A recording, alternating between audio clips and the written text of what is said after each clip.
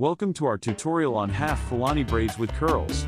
This trendy hairstyle combines traditional Fulani braids with loose curls for a unique and stylish look. To start, section off the top half of your hair and divide it into small sections for braiding. Begin braiding each section, adding in hair from the sides as you go to create the classic Fulani braid pattern. Once you've finished braiding the top half of your hair, it's time to add in some curls. Use a curling iron or wand to curl the bottom half of your hair, focusing on creating loose, natural-looking curls that blend seamlessly with the braids. To finish off the look, gently tousle the curls with your fingers to create a more relaxed and effortless vibe. You can also add in some hair accessories or beads to enhance the Fulani-inspired style. And there you have it, Half Fulani braids with curls. A perfect combination of traditional and modern hairstyles that's sure to turn heads.